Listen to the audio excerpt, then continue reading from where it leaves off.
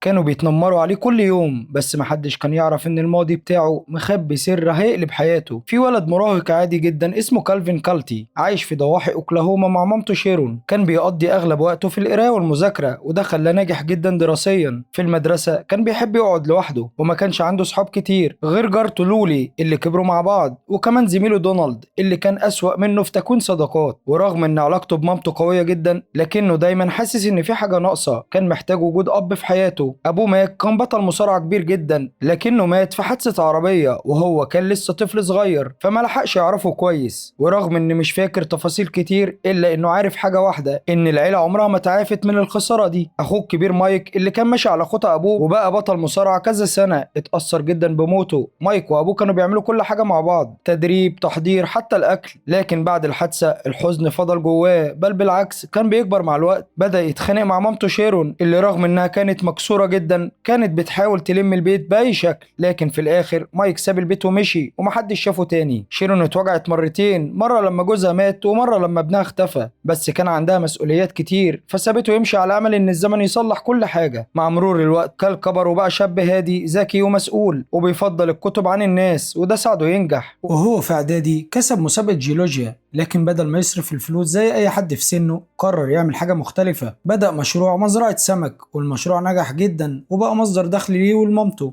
اللي كانت فخورة بيه جدا. في يوم وهو بيصطاد عند البحيرة وكان بيحاول يصلح مضخة المية بتاعته، ظهر المتنمر بيلي مارو ومن غير مقدمات هجم عليه وضربه. ولما كال حاول يدافع عن نفسه زقه على الأرض وهرب. كال فضل قاعد يتألم لحد ما فجأة ظهر راجل عجوز اسمه ريد كأنه طالع من العدم. الراجل بص له بإعجاب وقال له إنه شجاع، ونصحه إنه دايما يثق في نفسه ويدافع عنها. كال رجع البيت وهو مجروح وقعد يعالج في نفسه، وبعدين زي كل مرة بيحس فيها بالضعف فتح صندوق الذكريات، بدأ يقلب في صور أبوه وقرا تقرير حادثة العربية، وكان بيسأل نفسه لو كان بابا عايش كنت هبقى شخص تاني. لكن فجأة سمع صوت مامته جاية من الشغل، فخبى كل حاجة بسرعة وجري يستقبلها. لما حضنته لحظة الجروح واترعبت، قالت له حد ضربك؟ قول لي مين. وهو حاول يهزر ويخفف، هتعملي ايه، تضربيه بالنار؟ وفي نفس الوقت في مكان تاني بعيد مايك كان شغال في بير بترول وفجأة اتطرد من الشغل. خلال الأيام اللي بعد كده كال بدأ يفكر في أبوه أخوه أكتر، والاشتياق جواه زاد جدا. بقى نفسه يلاقي طريقة يقرب بيها منهم، يحس إنه جزء منهم. وبعد تفكير طويل لقى الحل، المصارعة. لكن كان عارف إن مامته بقت بتكرهها بسبب اللي حصل، فقرر يخبي الموضوع وبدأ يقول لها إن عنده أنشطة بعد المدرسة ويروح الجيم. بس في الأول كان مجرد بيتفرج بيتعلم وبيراقب ومن غير ما يشارك. وفي يوم قرر يقول للولي على الموضوع، وهي اللي كانت معجبة بيه من زمان شجعته جدا. وبعد فترة قرر ياخد الخطوة ويشارك فعليا. لكن الصدمة، المدرب اختار بيلي يكون شريكه وقال له خلي بالك منه وده لسه جديد. لكن بيلي استغل الفرصة وضربه ضرب عنيف جدا لحد ما المدرب اضطر يتدخل. في نفس الليلة بعد اللي حصل في الجيم كان قاعد على سفرة الأكل مع مامته شيرون، وكان واضح عليه التوتر. فضل ساكت شوية وبعدين قرر يقول الحقيقة. قال لها انه بدأ مصارعة وانه كمان بدأ يظبط أكله ووزنه علشان يثبت عند وزن 135 رطل. شيرون اتفاجئت وسألته جبت الميزان ده منين؟ رد وقال دونالد كان عنده واحد زيادة. شيرون سكتت لحظة، كانت فاهمة كويس ليه كلب يعمل كده. هو مش بس عايز يلعب رياضة، هو عايز يحس انه قريب من ابوه ومن اخوه كمان. لكن رغم ده كله كانت مرعوبة لانها شافت المصارعة قبل كده بتاخد اهم راجلين في حياتها. بصيت له قالت له بوضوح انه بقاله سنين ما شافش اخوه، وانه مش فاهمه زي ما هو فاكر، وما ينفعش يعتمد عليه عشان يرجعه لابوه. الكلام ده فضل يدور في دماغ كال، بس كان صعب عليه يقتنع. وبعد كام يوم قرر يعمل حاجة كبيرة، يدور على عنوان اخوه مايك. وبعد بحث فعلا لقى العنوان. في يوم قال لمامته انه هيبات عند دونالد وخرج من البيت. ركب الاتوبيس وراح على مدينة موسكوكي، وفي الطريق دماغه كانت مليانة اسئلة. هقول له ايه؟ هيفرح لما يشوفني ولا هيبقى زعلان؟ وصل قبل ما يلاقي اجابة لاي سؤال، ونزل يدور على بيت اخوه لحد ما وصل وخبط على الباب. واحد من اصحاب مايك فتح له ودخله. اول ما شاف اخوه اتجمد مكانه، اما مايك اتصدم شوية، بس ده كان كل رد فعله. مفيش فرحة، مفيش حضن، ولا اي احساس واضح. بص له وقال له ببرود انت بتعمل ايه هنا؟ كأنه بيكلم حد غريب. كال حس بكل ده بس حاول يقنع نفسه ان الموقف صعب على مايك برضه. وبعد شوية كلام بسيط